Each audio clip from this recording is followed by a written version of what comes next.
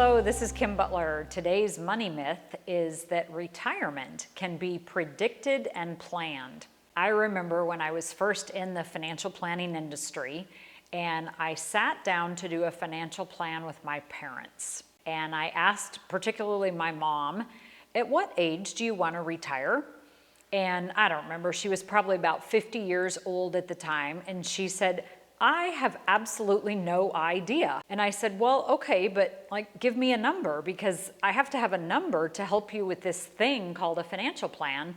And it's going to generate all this information about your retirement. Okay, 65. I don't even remember what year she threw out there.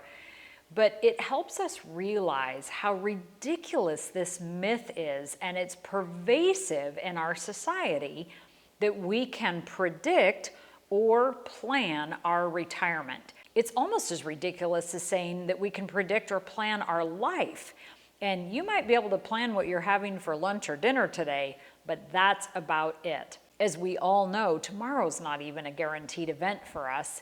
And yet here we are as human beings trying to think 20, 30, maybe even 40 years into the future to predict this event called retirement. And the planning that goes around what people typically associate with retirement planning or financial planning around retirement is based on so many assumptions about interest rates and tax rates and things that we have no control over. And then we combine them with life, which we clearly have no control over. And we get into this rut of thinking that we can actually predict or plan our retirement.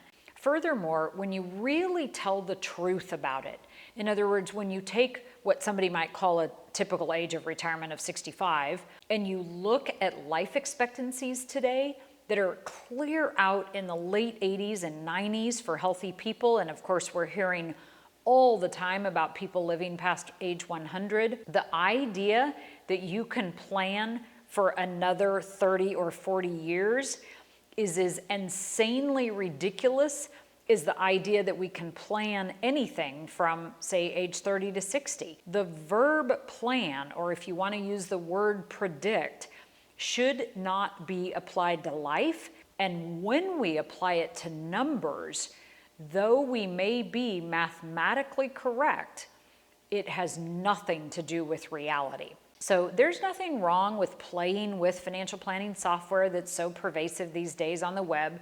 You can pop in some assumed interest rates and tax brackets and dollar figures and ages and that kind of thing. But all it should help you do is realize how ridiculous it is that you can plan or predict retirement. And that goes along with planning or predicting anything in life, whether it's at what age you're going to die, what age somebody's going to make a change in health, what age somebody's going to make a change in their lifestyle that causes different monetary situations. All of these things are subject to just good old change. So what you can do, since clearly planning and predicting don't work, is prepare.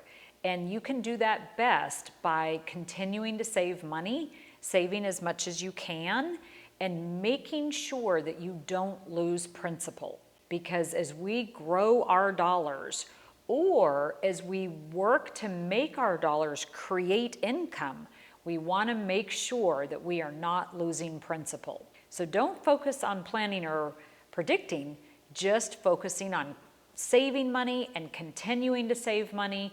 And that doesn't mean that you're not going to have fun along the way, but the more dollars you can save, the more prepared you can be for all the opportunities in life.